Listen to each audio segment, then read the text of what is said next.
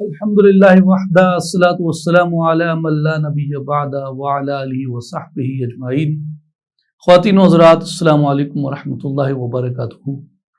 آج ہم سورہ بقرہ کی تفسیر کو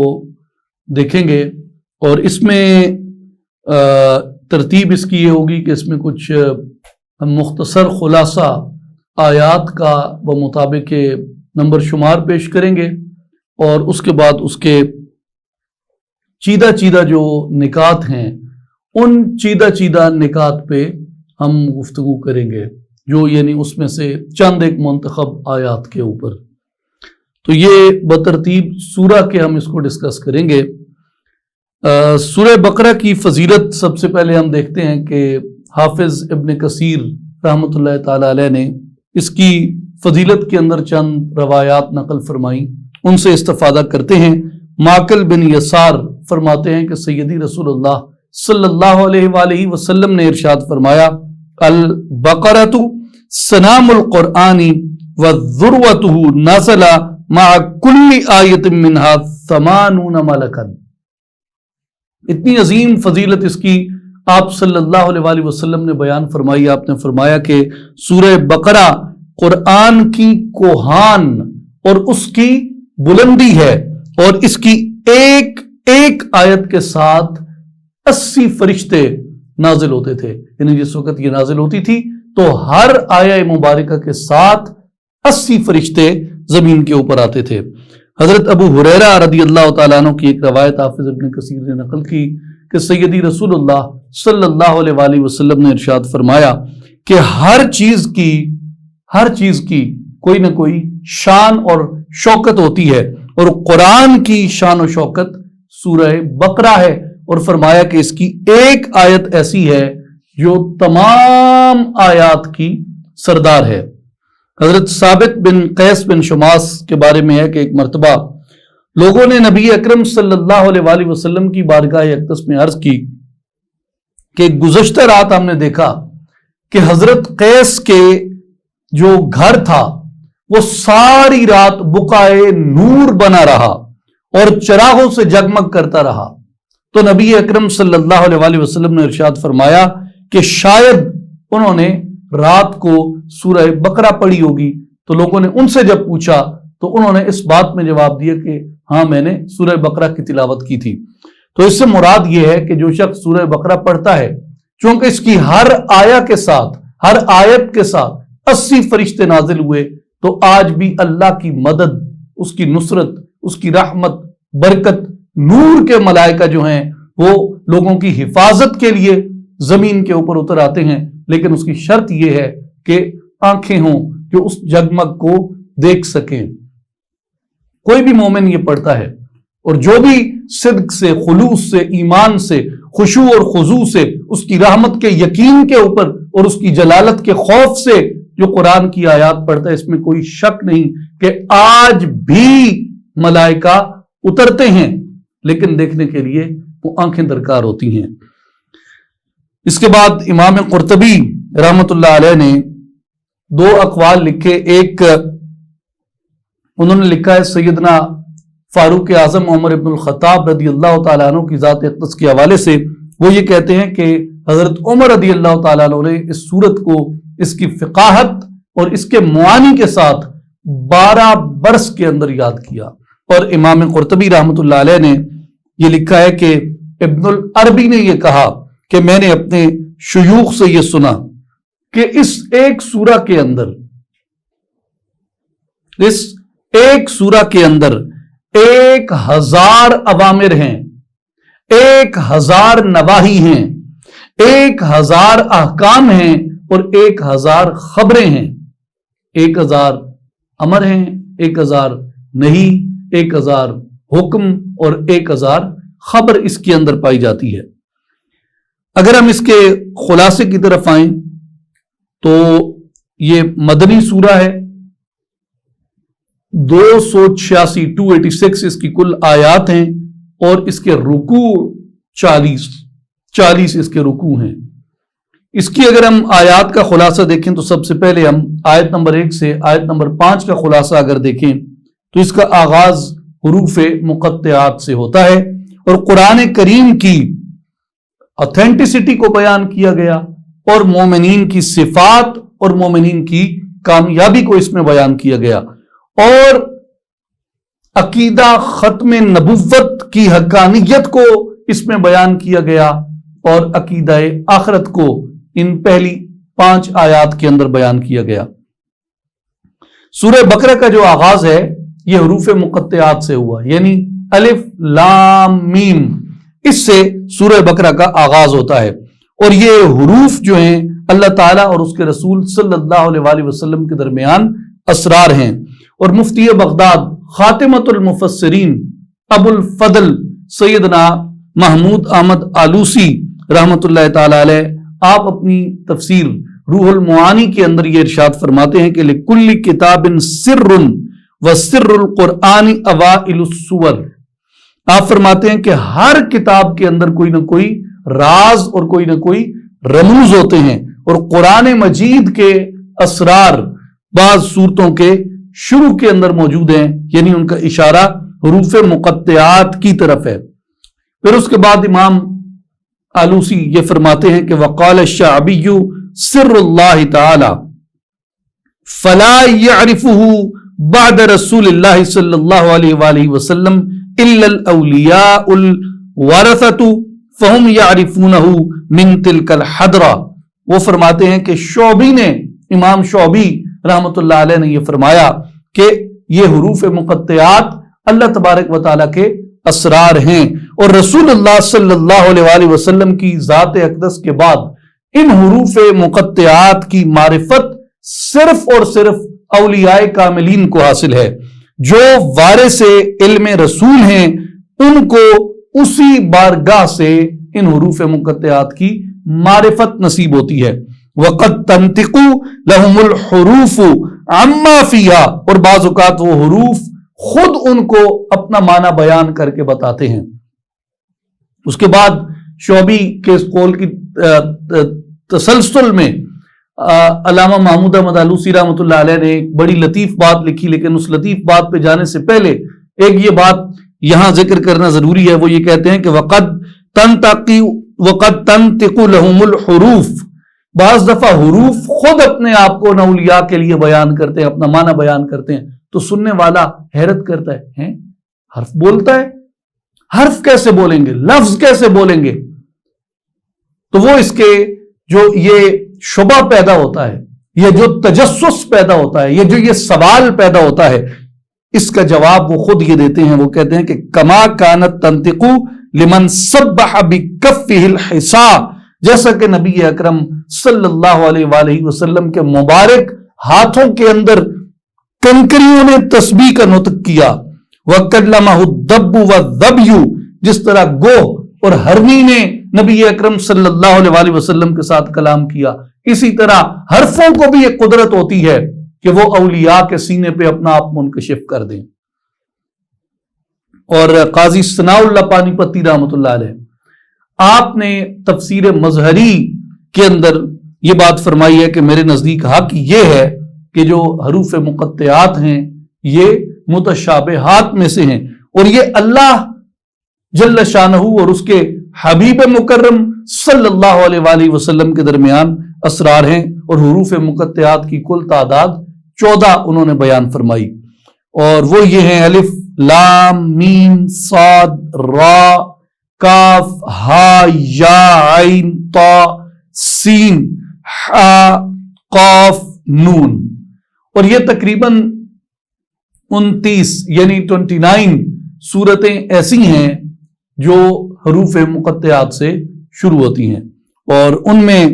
معروف اگر ہم صورتیں دیکھیں تو سورہ بقرہ ہے، سورہ آل عمران ہے، سورہ یونس ہے، سورہ یوسف ہے، سورہ مریم ہے، سورہ نمل ہے، سورہ شعراء ہے، سورہ طٰہٰ ہے، سورہ القصص ہے،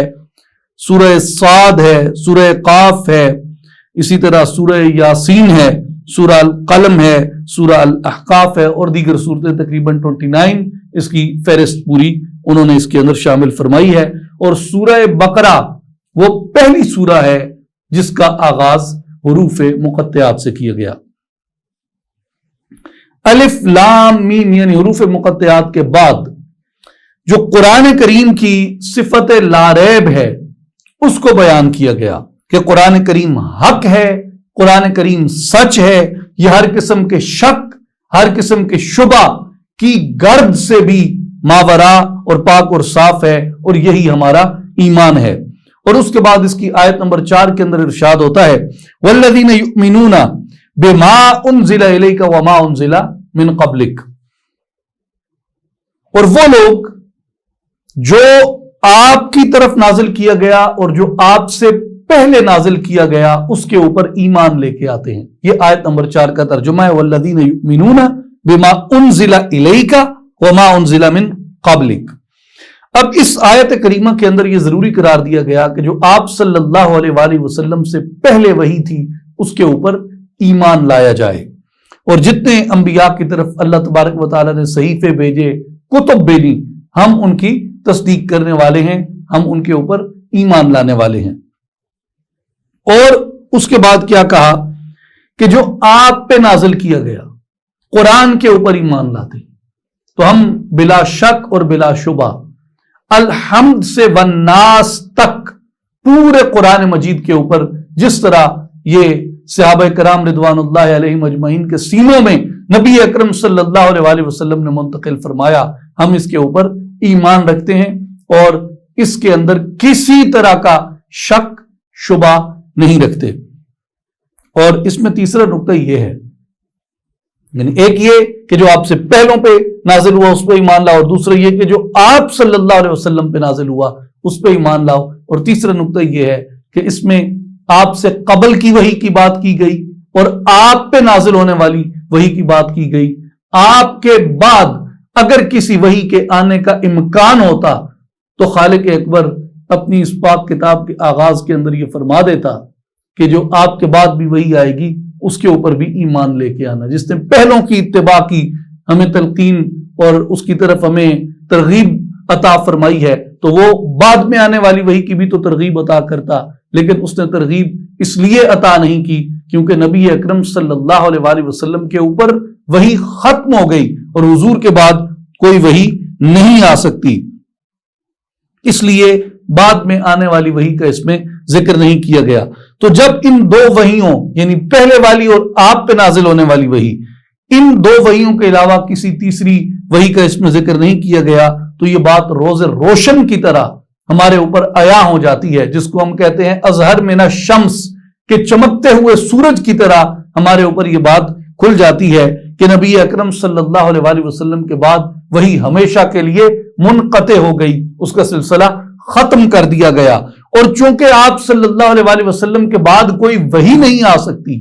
تو اس کا مطلب یہ ہے کہ آپ صلی اللہ علیہ وآلہ وسلم کے بعد کوئی نبی نہیں آ سکتا، اس لیے کہ وحی نبوت کا خاصہ ہے، اور جس کے اندر یہ خاصہ موجود نہیں وہ نبی کیسے ہو سکتا ہے؟ تو اس لیے نہ وحی ہے حضور صلی اللہ علیہ وآلہ وسلم کے بعد اور نہ حضور صلی اللہ علیہ وآلہ وسلم کے بعد کوئی نبی ہے، تو یہ سلسلہ منقطع ہو گیا۔ اور اس کی جو دلیل ہے وہ سورہ بقرہ کی اس آیت نمبر 4 سے ہے، اور جو حقانیت عقیدہ ختم نبوت کے اوپر آغاز قرآن کے اندر سب سے بڑی دلیل ہے۔ اس کے بعد آیت نمبر 6 سے آیت نمبر 20 میں ہم دیکھیں گے، اس میں ان آیات میں کفار کے مسلسل رسول اللہ صلی اللہ علیہ وآلہ وسلم سے بغض و عناد کی وجہ سے ان میں قبول حق کی صلاحیت ختم ہو چکی، اس بات کو بیان کیا گیا۔ یعنی جن کے سینوں میں بغض مصطفیٰ صلی اللہ علیہ وآلہ وسلم داخل ہو جاتا ہے اور وہ مسلسل اسی بغض و عناد کے اندر مبتلا رہتے ہیں، تو ایک وقت ایسا آتا ہے جب ان کے اندر یہ سکتی، یہ صلاحیت ہی ختم ہو جاتی ہے کہ وہ آپ صلی اللہ علیہ وآلہ وسلم کی ذات اقدس پہ ایمان لا سکیں۔ اس کے بعد منافقین کی چال بازیوں، ان کی انجام کا بیان ہے، اور بڑی اہم بات یہ کہ صحابہ کرام رضوان اللہ علیہم اجمعین کے ایمان کو معیار ایمان قرار دیا گیا کہ ایمان لاؤ، کیسا ایمان لاؤں، کس طرح کا ایمان لاؤں؟ تو قرآن نے یہ ایڈوائز کیا کہ ایسا ایمان لاؤ جیسا میرے محبوب کے صحابہ نے ایمان لایا، اور صحابہ کے ایمان کو ایمان کا صحیح معیار قرار دیا گیا۔ اس لیے آپ سورہ بقرہ کی آیت نمبر 13 کے اندر جب دیکھتے ہیں تو اس میں یہ ہے کہ وَإِذَا قِيلَ لَهُمْ آمِنُوا كَمَا آمَنَ النَّاسُ قَالُوا أَنُؤْمِنُوا كَمَا آمَنَ السُّفَهَاءُ أَلَا إِنَّهُمْ هُمُ السُّفَهَاءُ وَلَكِنْ لَا يَعْلَمُونَ۔ اور جب ان سے کہا جاتا ہے کہ تم بھی ایمان لاؤ جیسے دوسرے لوگ ایمان لے آئے، تو کہتے ہیں ہم بھی اسی طرح ایمان لے آئے جس طرح یہ بے وقوف لوگ ایمان لے آئے ہیں۔ جان لو الا انہم ہم السفہاء،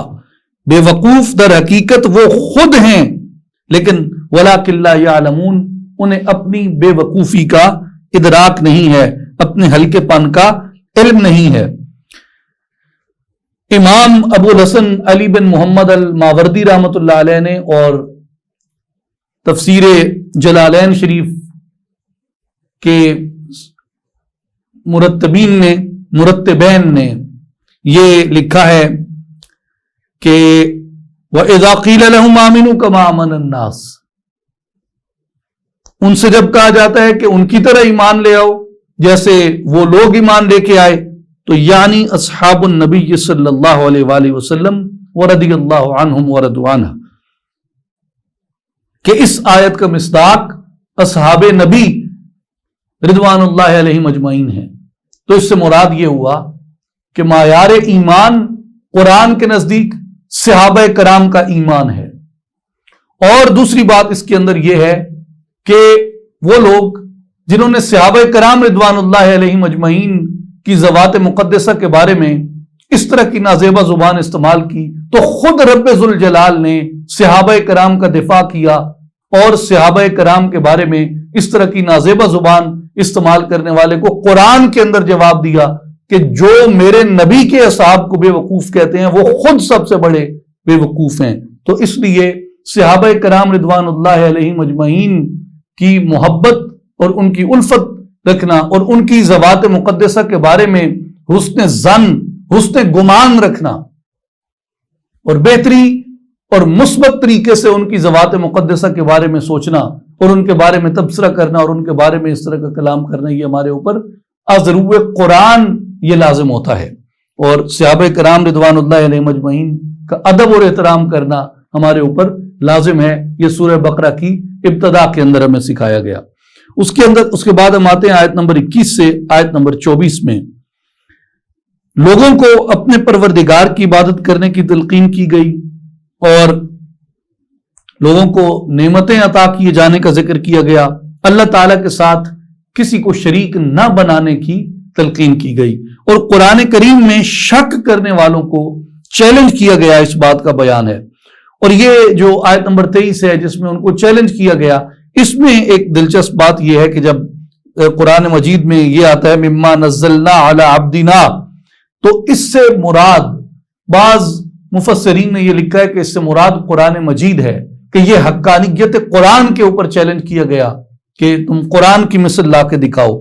تو لیکن بعض مفسرین نے یہ کہا کہ اس سے مراد قرآن بھی ہے، اور اس سے مراد نبی اکرم شفیع معظم رحمت للعالمین خاتم النبیین محمد مصطفیٰ احمد مجتبیٰ صلی اللہ علیہ وآلہ وسلم کی ذات گرامی بھی ہے۔ اور یہ کفار کو یہ چیلنج کیا گیا کہ تم ان کی مثل بھی نہیں لا سکتے۔ قالوا بسورۃ فأتوا بسورۃ من مثلہ کی تفسیر میں مفسرین کرام نے یہ فرمایا کہ وقال بعضهم من مثل محمد صلی اللہ علیہ وآلہ وسلم یعنی من رجل امی مثلہ، یہ امام ابن کثیر کے الفاظ ہیں، اور وہ یہ فرماتے ہیں کہ بعض علماء نے کہا کہ مثل سے مراد محمد مصطفیٰ صلی اللہ علیہ وآلہ وسلم کی ذات ہے، یعنی امی مرد کی مثل لے کے آؤ۔ تو اس سے مراد یہ ہے کہ حضور بے مثل ہیں، حضور بے مثال ہیں، حضور کی مثل نہیں بنا جا سکتا۔ حضور کی مثل حضور سے پہلے بھی نہ تھی، حضور کے ہوتے بھی نہ تھی، حضور کے بعد بھی نہیں ہوگی، اور قیامت تک حضور بے مثل اور بے مثال ہیں۔ اور اس کے اوپر جو دلیل ہے وہ سورہ بقرہ کی یہ آیت نمبر 23 دلیل ہے کہ فأتوا بسورۃ من مثلہ، حضور علیہ الصلوۃ والسلام کی کوئی وہ مثل لا کے نہیں دکھا سکتے۔ اس کے بعد آیت نمبر 25 سے آیت نمبر 29 میں مومنین کو بشارات دیے جانے کا بیان ہے، اللہ تعالیٰ کا سمجھانے کے لیے مچھر کی مثال بیان فرمانا ہے، پھر خاسرین یعنی جو لوگ خسارہ اٹھانے والے ہیں، خسارہ اٹھانے والوں کی 3 نشانیاں اس کے اندر بیان کی گئیں۔ ایک یہ کہ اللہ تعالیٰ کے عہد کو توڑتے ہیں، دوسرا یہ کہ وہ قطع رحمی کرتے ہیں، اور تیسرا یہ کہ وہ فساد فی الارض کرتے ہیں۔ جو لوگ اللہ کے عہد کو توڑیں،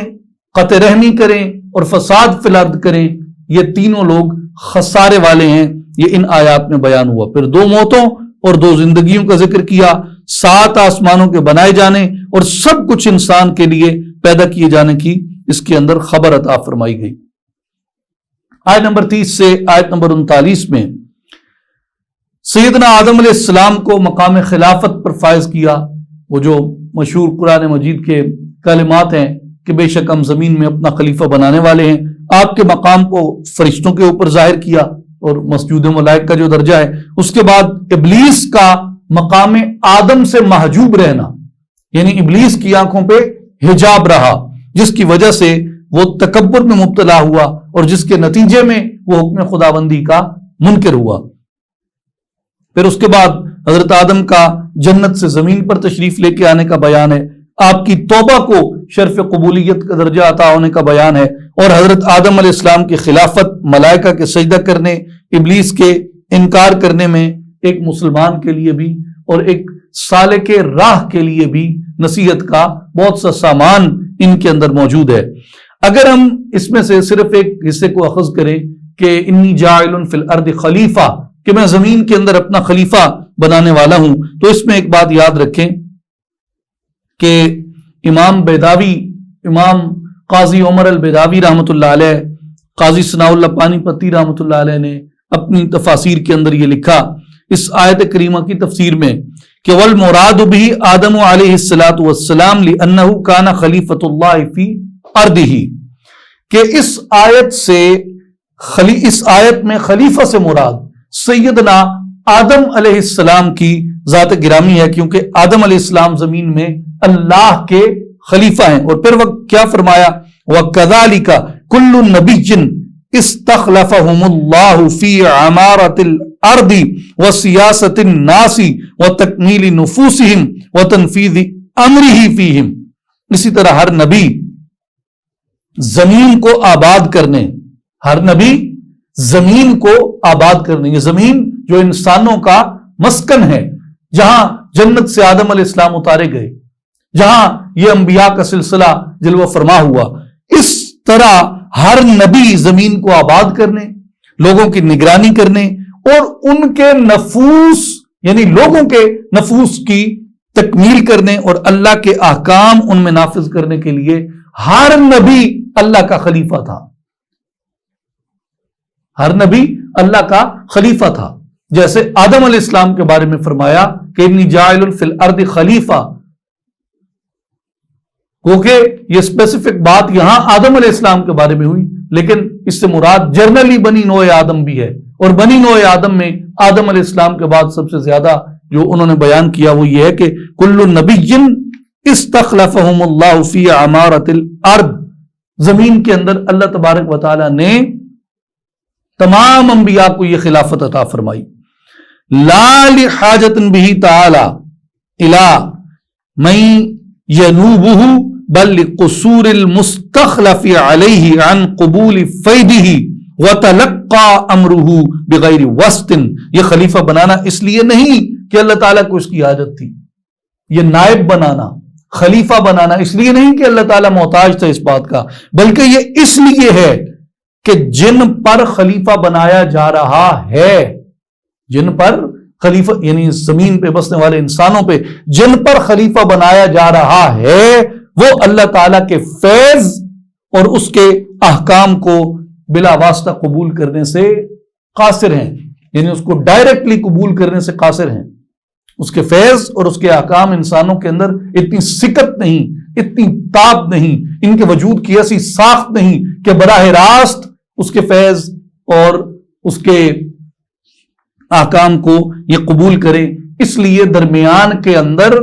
یہ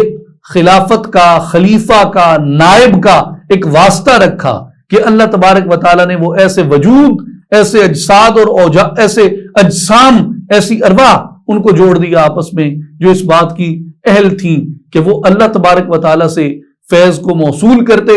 اور زمین کے اندر اس فیض کو وہ منتشر کرتے، یعنی وہاں سے احکام انہیں موصول ہوتے اور زمین کے اوپر وہ ان احکام کو حکم الہی، منشاء الہی کے مطابق نافذ کرتے۔ خلیفۃ اللہ کی مزید وضاحت کرتے ہوئے سیدنا قاضی محمود احمد آلوسی رحمۃ اللہ علیہ مفتی بغداد، آپ اپنی تفسیر روح المعانی کے اندر یہ بیان فرماتے ہیں، لا لحاجت بہ تعالی ولکن لقصور المستخلف علیہ لما انہ فی غایت القدورۃ والظلمۃ الجسمانیہ۔ اللہ تعالیٰ کو اس کی یعنی خلیفہ کی حاجت نہیں، لیکن جن لوگوں کے لیے اس کو خلیفہ بنایا جا رہا ہے ان میں انتہائی درجے کی قدورت اور جسمانی ظلمات کی وجہ سے نقص ہے، یعنی کثافت لطافت کے اوپر حاوی ہو چکی۔ ظلمت کہتے ہیں تاریکی کو، اور یہ جسم جو ہے یہ روح کے اوپر ایک تاریکی کی مانند مسلط ہوتا ہے۔ اس لیے جو تزکیہ کا عمل ہوتا ہے، تزکیہ کا عمل بنیادی طور پہ یہ ہوتا ہے کہ اس وجود کے اندر اس کی جو ظلمت بھری ہے، جو تاریکی بھری ہے، اس کی جو تیرگی ہے، وجود کی تیرگی کو، وجود کی ظلمت کو، وجود کے اندھیرے کو، وجود کی تاریکی کو اعمال صالحہ کے ذریعے، ایمان کے ذریعے، کثرت ذکر کے ذریعے، کثرت عبادت کے ذریعے، نوافل کے ذریعے، اذکار کے ذریعے، وظائف کے ذریعے، اطاعت کے ذریعے، ریاضت کے ذریعے وجود سے، اور بعض دفعہ توجہ کے ذریعے، بعض دفعہ عطاء الہی سے، اور بعض دفعہ وہ گنجے بے رنج بھی عطا ہو جاتا ہے۔ ان تمام ذرائع سے وجود کی ظلمت کو ختم کیا جاتا ہے۔ لیکن اگر عموم میں دیکھیں، عام طور پہ دیکھیں تو امام آلوسی یہ فرماتے ہیں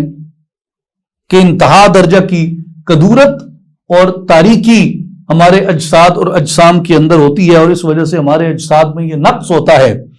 کہ ہم براہ راست وہ فیض یا وہ احکام وصول یا قبول کر سکیں۔ وَذَاتُهُ تَعَالَى فِي غَایَةِ التَّقَدُّسِ، لیکن اس کے برعکس اللہ تبارک و تعالیٰ کی ذات کی طرف جب ہم دیکھتے ہیں تو وہ انتہائی پاک ہے۔ وَالْمُنَاسَبَةُ شَرْطٌ فِي قُبُولِ الْفَيْدِ عَلَى مَا جَرَتْ بِهِ الْعَادَةُ الْإِلَٰهِيَّةُ، اور کہا کہ عادت الہی اسی طرح جاری ہے کہ فیض کو قبول کرنے کے لیے مناسبت کی شرط رکھی جائے۔ یہاں مناسبت سے مراد وسیلہ ہے، اور یہ جو انبیاء تھے یہ ہمارے اور پروردگار کے درمیان ایک طرح کا وسیلہ ہیں۔ فلا بد من متوسط ذی جہت تجرد وتعلق لیستفید من جہت ویفید باخرى، پس ضروری ہے کہ درمیان میں کوئی دو جہتوں والا ہو، ایک طرف ظلمت ہی ظلمت، ایک طرف نور ہی نور، تو اس لیے ضروری ہے کہ ان دونوں کے درمیان ایک دونوں جہتوں والا ہو تاکہ وہ ایک جانب سے فیض لے کے دوسری جانب منتقل کر سکے۔ اور اس کے بعد علامہ آلوسی رحمۃ اللہ علیہ یہ فرماتے ہیں کہ یہ خلافت جو تھی یہ صرف آدم علیہ السلام تک محدود نہ تھی، اور یہ صرف اس سلسلے تک یہ محدود نہ تھی، بلکہ وہ یہ فرماتے ہیں کہ وَلَمْ تَزُلْ تِلْكَ الْخِلَافَةُ فِي الْإِنسَانِ الْكَامِلِ إِلَىٰ قِيَامِ السَّاعَةِ، اور یہ خلافت انسان کامل کے ذریعے قیامت تک جاری رہے گی۔ یہ جو نیابت الہی ہے یہ انسان کامل کے ذریعے قیامت تک جاری رہے گی۔ بل متى فارق هذا الانسان العالم مات العالم، بلکہ جب یہ انسان کامل اس عالم سے یعنی جہان سے جدا ہو جائے گا، آخری انسان کامل بھی جب اس دنیا سے جدا ہو جائے گا تو یہ جہان بھی ختم ہو جائے گا، یہ دنیا بھی اجڑ جائے گی، جیسے کہ قیامت کے بپا ہونے کا ذکر کیا گیا ہے۔ تو اس لیے ایسے اجساد، ایسے نفوس قدسیہ تا قیام قیامت موجود رہیں گے جن کا ایک طرف واسطہ اور تعلق عالم لطافت سے ہوگا اور ایک طرف ان کا رابطہ اور تعلق عالم کثافت میں ہوگا۔ ایک طرف وہ نور سے فیض لیں گے اور یہاں اس ظلمت بھری دنیا کے اندر اس نور کا فیض بانٹیں گے، یہ لوگ قیامت تک جاری رہیں گے، اور یہ خلافت الہیہ جو ہے اور نیابت جو انسان کو عطا کی گئی، یہ اس کے شرف میں سے ہے کہ یہ سلسلہ قیامت تک جاری رہے گا۔ اس کے بعد آیت نمبر 40 سے آیت نمبر 50 تک بنی اسرائیل کو وعدہ پورا کرنے کا حکم کیا گیا، اللہ سے ڈرنے کی نصیحت کی گئی، اور حضور نبی کریم صلی اللہ علیہ وآلہ وسلم کے کمالات و صفات کو نہ چھپانے کا حکم دیا گیا۔ تو حضور کے صفات اور کمالات کو چھپانا یہ بنی اسرائیل کی خو بن گئی تھی، ان کی عادت بن گئی تھی، حضور سے حسد اور حضور کے بغض کی وجہ سے۔ پھر اس کے بعد نماز کی اہمیت کو بیان کیا گیا، بنی اسرائیل کو انعامات الہی کو یاد کرنے کا حکم کیا گیا، فرعون کا ظلم حد سے بڑھنے اور اسے غرق کر دیے جانے کا اس میں بیان کیا گیا۔ آیت نمبر 51 سے آیت نمبر 60 تک حضرت موسیٰ علیہ السلام سے کوہ طور پر 40 راتیں رہنے کا وعدہ لیا گیا۔ حضرت موسیٰ علیہ السلام کو تورات عطا کرنے کا ذکر ہے، اور قوم کا ایک گائے کے بچڑے کو خدا بنا لینے کا ذکر ہے، اور قوم کا اللہ تعالیٰ کو اعلانیہ دیکھنے پہ بضد ہونے کا بیان ہے، پھر ان کی توبہ کو قبول کیے جانے کا بیان ہے، بنی اسرائیل پر انعامات خداوندی کی بہتات کا بیان ہے، اور حضرت موسیٰ علیہ السلام کا پتھر پر اپنا عصا مار کے 12 چشموں کو جاری کرنے کا بیان ہے۔ اسی طرح آیت نمبر 61 سے آیت نمبر 66 یعنی 61 سے 66 تک بنی اسرائیل کو اللہ تعالیٰ کے دیے ہوئے رزق من و سلوہ پر راضی نہ ہونے، اپنی مرضی کا رزق مانگنے کا ذکر ہے، اور پھر من و سلوہ کو چھوڑ کے یعنی آسمان سے اتری ہوئی خوراک کو چھوڑ کے زمین سے نکلی ہوئی خوراک کھانے کا جو جرم تھا، یعنی لطافت کو ترک کر کے کثافت کو لطافت پہ فوقیت دینے کی بنیاد پہ ان پہ ذلت اور غربت کو مسلط کر دیا گیا۔ پھر انبیاء کرام کو ناحق شہید کرنے کا اس میں بیان ہے، بنی اسرائیل کا اللہ تعالیٰ کی بات نہ ماننے پر بنی اسرائیل کو بندر بنا کر نشان عبرت بنا دیے جانے کا بیان ہے۔ آیت نمبر 67 سے آیت نمبر 73 میں یہ جو آیات آئی ہیں ان میں ایک واقعہ ذکر ہوا بڑی تفصیل کے ساتھ کہ بنی اسرائیل کا ایک آدمی قتل ہو گیا، اور جو قاتل تھا قاتل چھپ گیا۔ اب کسی کو خبر نہیں ہو رہی کہ اس کا قاتل واقعتاً ہے کون۔ تو حکم الہی پر ایک گائے کو ذبح کیا گیا، گائے ذبح کی گئی، اور ذبح شدہ گائے کا جو ٹکڑا تھا، یعنی گائے ذبح کی گئی، اس کا گوشت کا ایک ٹکڑا وہ مقتول کے ساتھ لگایا گیا، اور جیسے وہ مقتول کے ساتھ لگایا گیا تو وہ مقتول زندہ ہوا، اور اس نے قاتل کا نام بتایا۔ اب اس سے کئی طرح کے نتائج احکام کے، اخلاق کے، نصیحت کے، عبرت کے حاصل کیے گئے۔ ان میں سے ایک سبق جو بزرگان دین نے، صوفیاء کاملین نے، علماء ربانیین نے جو اخذ کیا وہ یہ ہے، وہ یہ فرماتے ہیں کہ اس میں جو گائے ہے، گائے سے مراد یعنی گائے کو ذبح کیا گیا، اور دوسرا اس میں فریق جو ہے وہ مقتول ہے۔ تو وہ کہتے ہیں کہ گائے ذبح ہوئی تو وہ کہتے ہیں کہ گائے سے مراد نفس ہے، اور مقتول جو ہے، مقتول سے مراد قلب ہے۔ تو وہ فرماتے ہیں کہ ایک مرے گا تو دوسرا زندہ ہوگا، گائے کٹے گی تو مقتول زندہ ہوگا۔ تو گائے نفس ہے اور دل مقتول ہے، نفس مرے گا تو دل زندہ ہوگا۔ صاحب عرائس البیان شیخ روز بہان بقلی شیرازی رحمت اللہ تعالی علیہ بہت عظیم عارف باللہ، بہت عظیم ولی اللہ، اور بہت عظیم شاندار ان کی تعویلات پہ مبنی یہ تفسیر ہے۔ اس میں انہوں نے یہ جو حصہ ہے فَقُلْ نَضْرِبُوهُ بِبَعْضِهَا، اس کی تفسیر میں وہ یہ فرماتے ہیں کہ فُهِمَ مِنَ الْآيَةِ أَنَّ اللَّهَ تَعَالَى أَعْلَمَهُمْ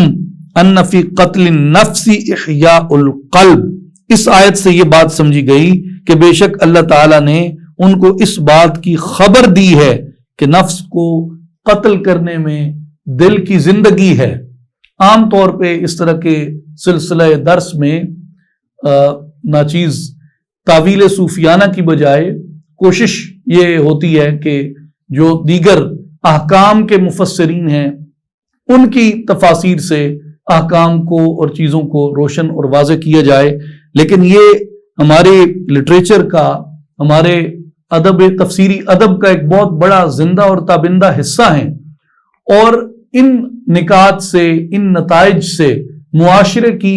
وہ تربیت ہوتی ہے جو لوگوں کو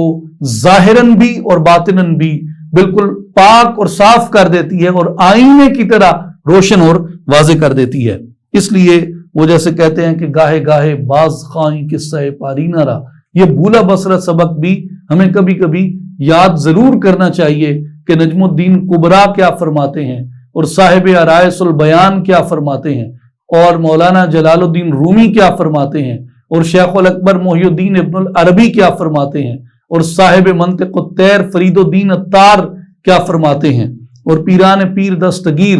شیخ عبد القادر جیلانی الحسنی الحسینی رضی اللہ تعالیٰ عنہ آپ کیا فرماتے ہیں، عمر شہاب الدین سہروردی رحمت اللہ علیہ کیا فرماتے ہیں، امام ربانی مجدد الفسانی شیخ احمد سرہندی رحمت اللہ علیہ کیا فرماتے ہیں، علی بن عثمان الحجویری المعروف داتا گنج بخش رحمت اللہ علیہ کیا فرماتے ہیں، اور حضرت شیخ المشائخ حضرت محبوب الہی نظام الدین اولیاء رحمت اللہ علیہ کیا فرماتے ہیں۔ تو ہمیں یہ اسباق پڑھنے چاہیے، ان سے ہمارے قلوب کے اندر اللہ کی محبت آتی ہے، اللہ کا خوف آتا ہے، اس کی رغبت آتی ہے، اور دلوں کی کدورتیں دور کرنے میں ہمیں عملاً اسباق ملتے ہیں اور ہمیں ایک نشان منزل ملتا ہے، ایک نصب العین ملتا ہے، تو اس کی جانب ہم اس میں چل پڑتے ہیں۔ پھر وہ آگے یہ فرماتے ہیں کہ وہ فی حیات القلب حیات الروح، اور دل کی زندگی میں روح کی زندگی ہے، دل کی زندگی میں روح کی زندگی ہے۔ وَإِذَا صَفَتِ الرُّوحُ بِصَفَاءِ حَيَاةِ الْقَلْبِ عَنْ قَدُورَاتِ النَّفْسِ تُحْيِي جَمِيعَ الْأَمْوَاتِ بِأَنْفَاسِهَا وَآثَارِهَا، پس جب روح نفس کی قدورتوں سے صاف ہو جاتی ہے تو اس کے سانسوں اور آثار کے ساتھ تمام مردے زندہ ہو جاتے ہیں۔ کما احیا عیسی الموتى لأنه صاف بصفاتها من صفات النفس فظہرت منه الآیات والمعجزات، جیسا کہ عیسیٰ علیہ السلام نے مردہ کو زندہ کیا، کیوں کہ عیسیٰ علیہ السلام کا دل صاف تھا، نفس کی صفات سے، اس وجہ سے آپ سے نشانیاں اور معجزات ظاہر ہوئے کہ حضرت عیسیٰ علیہ السلام کا جو قلب اطہر تھا وہ نفس کی صفات سے پاک تھا، تو پاک دل ہی سے معجزات جو ہیں وہ رونما ہوتے ہیں۔ تو اس لیے وہ یہ کہتے ہیں کہ اگر تو یہ چاہے کہ جیسے اللہ نے ان لوگوں کو اپنی نشانی بنا دیا، اور اسی طرح اگر تو یہ چاہتا ہے کہ زمین پہ رہتے ہوئے محمد عربی صلی اللہ علیہ وآلہ وسلم کا کلمہ گو رہتے ہوئے اگر تجھے اللہ تعالیٰ اپنی نشانی بنا دے، تو اس کا طریقہ یہ ہے کہ نفس کو مار اور قلب کو زندہ کر۔ جب نفس مرتا ہے تو سارے جتنے جرائم کے شعبے وجود کے اندر موجود ہیں وہ ساروں کی موت ہو جاتی ہے، اور جتنی اچھائیاں ہیں، نیکیاں ہیں، وہ ساری کی ساری وجود کے اندر بیدار ہو جاتی ہیں۔ تو وہ فرماتے ہیں کہ تو بھی اپنی گائے کو مار اور اپنے مقتول کو زندہ کر لے، یعنی نفس کو مار اور اپنے قلب کو زندہ کر لے۔ علامہ اقبال رحمۃ اللہ علیہ فرماتے ہیں کہ جلا سکتی ہے شمع کشت کو موج نفس ان کی، جلا سکتی ہے شمع کشت کو موج نفس ان کی، الہی کیا چھپا ہوتا ہے اہل دل کے سینوں میں، کہ جیسے عیسیٰ علیہ السلام نے مردے زندہ کر دیے، وہ تو چلیں نبی تھے، ان کو تو معجزے عطا تھے، اولیاء کاملین میں بھی اس طرح کی بے شمار ہمیں ان کی سیرت سے، ان کی تاریخ سے ایسی چیزیں، ایسے واقعات ملتے ہیں۔ تو اس سے مراد یہ ہے کہ ایک شمع جو کشتہ ہو جائے، جس کا سر دبا دیا جائے، جس کو مار دیا جائے، وہ فرماتے ہیں علامہ اقبال رحمۃ اللہ علیہ کہ اہل دل کے سینوں میں سے ایک ایسی آہ نکلتی ہے، ایک ایسی پھونک نکلتی ہے، ایک ایسی سانس نکلتی ہے جو شمع کشتہ کو بارے دیگر روشن کر دیتی ہے۔ اس لیے وہ یہ کہتے ہیں کہ ان کے سینے میں جو چھپا ہوتا ہے، ان کے سینے میں یہ چھپا ہوتا ہے کہ ان کا دل زندہ ہوتا ہے اور ان کا نفس مردہ ہوتا ہے۔ اس کے بعد آیت نمبر 74 سے آیت نمبر 90 میں آئیں۔ اس میں پتھروں کی 3 اقسام، یہودیوں کی منافقانہ چال کا ذکر ہے، یہودیوں کا اپنے ہاتھ سے کتاب لکھ کے اسے اللہ تعالیٰ کی طرف منسوب کرنے کا اور پھر اس کتاب کو بیچنے کا ذکر ہے، بنی اسرائیل سے عبادت کرنے کا عہد لینے کا ذکر ہے اور والدین کے ساتھ احسان کرنے کا بیان ہے، ایک دوسرے کا خون نہ بہانے کا بیان ہے، حضرت عیسیٰ علیہ السلام کو معجزات عطا کیے جانے کا بیان ہے، یہود کا حضور نبی اکرم صلی اللہ علیہ وآلہ وسلم کی ولادت باسعادت سے قبل آپ صلی اللہ علیہ وآلہ وسلم کے وسیلے سے دعا کرنا، اور پھر آپ کی تشریف آوری کے بعد حضور صلی اللہ علیہ وآلہ وسلم کا انکار کر دینا، اس کو بیان کیا گیا۔ اس کے بعد آیت نمبر 91 سے آیت نمبر 123 میں بنی اسرائیل کی ہٹ دھرمی کو بیان کیا گیا، کوہ طور کو ان پہ لایا جانا، اور جو اللہ کا دشمن ہے اللہ ان کا دشمن ہے، اس بات کی خبر دی گئی۔ اور پھر حضرت سلیمان علیہ السلام کے دور خلافت میں شیاطین کا لوگوں کو جادو سکھانے کا بیان ہے، اور پھر اللہ تعالیٰ کا اپنے محبوب مکرم نبی محترم رسول محتشم صلی اللہ علیہ وآلہ وسلم آپ کی بارگاہ کا ادب سکھایا اللہ تعالیٰ نے کہ میرے محبوب کی بارگاہ میں کون سا لفظ بولنا ہے اور کون سا لفظ نہیں بولنا، اس کو بیان کیا گیا۔ ناسخ منسوخ آیات کا ذکر ہے، بے جا سوالات کرنے کی ممانعت اس کے اندر کی گئی ہے، اللہ تعالیٰ کا اولاد سے پاک ہونے کا بیان کیا گیا ہے، حضور نبی اکرم صلی اللہ علیہ وآلہ وسلم کو شان خوشخبری اور ڈراوا دینے والا یعنی بشیریت اور نذیریت ان کے ساتھ مبعوث کیے جانے کا بیان ہے، اور اللہ تعالیٰ کا بنی اسرائیل کو بار بار اپنے احسان یاد دلانے کا بیان ہے۔ اس میں سے ہم ایک چیز کا انتخاب کرتے ہیں اور وہ یہ ہے کہ جو سورہ بقرہ کی آیت نمبر 104 ہے، اس کے اندر یہ ہے کہ یا ایھا الذین آمنوا لا تقولوا راعنا وقولوا انظرنا واسمعوا وللکافرین عذاب علیم، اے ایمان والو راعنا نہ کہا کرو بلکہ یوں عرض کرو کہ وقولوا انظرنا واسمعوا، عرض کیا کرو یا رسول اللہ صلی اللہ علیہ وسلم ہم پہ نظر فرمائیں اور پہلے ہی سے بغور سنو، اور کافروں کے لیے دردناک عذاب ہے۔ اب یہاں بات یہ سمجھنے کی ہے کہ کہنے والوں کی نیت میں کوئی شبہ نہیں تھا،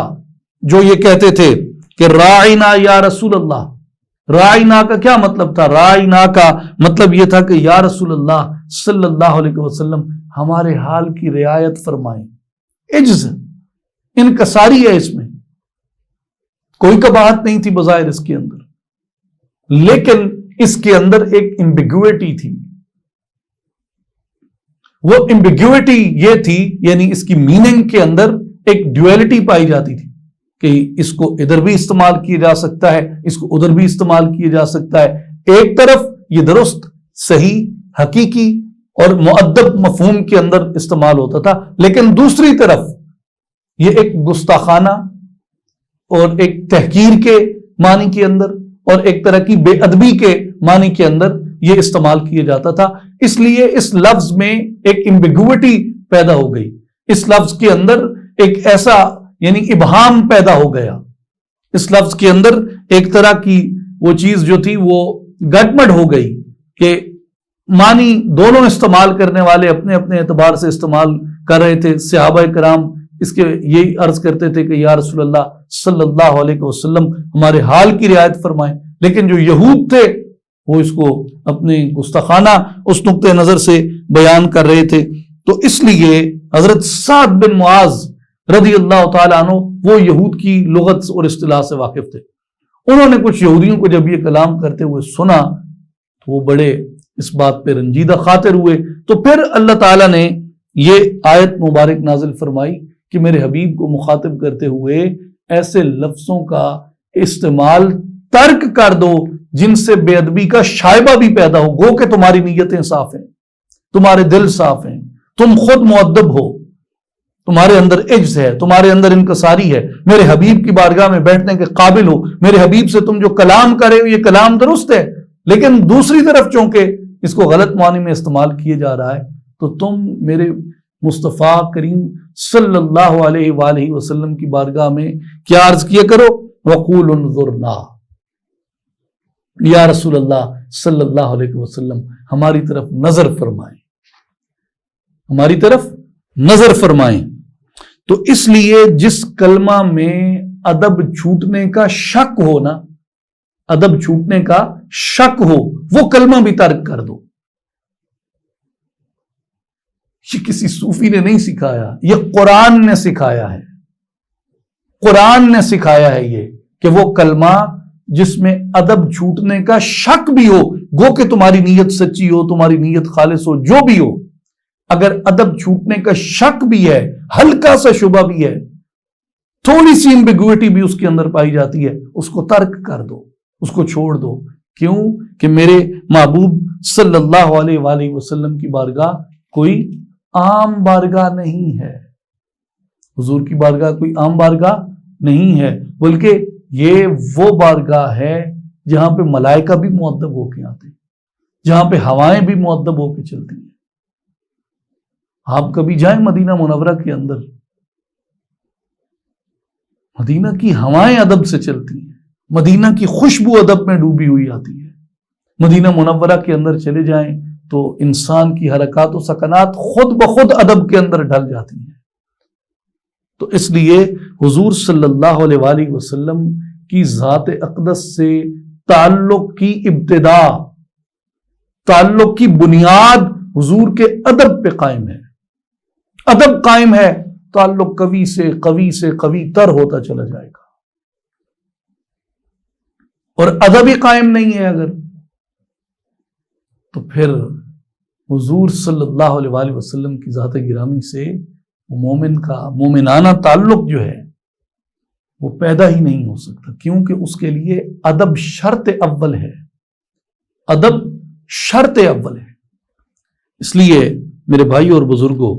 حضور صلی اللہ علیہ وآلہ وسلم کی بارگاہ اقدس میں ہمارا ادب اور ہمارا احترام یہ ہمارے ایمان کی بنیاد ہے. بقیہ سورہ بقرہ کا خلاصہ انشاءاللہ اگلی نشست میں. وآخر دعوانا ان الحمد للہ رب العالمین.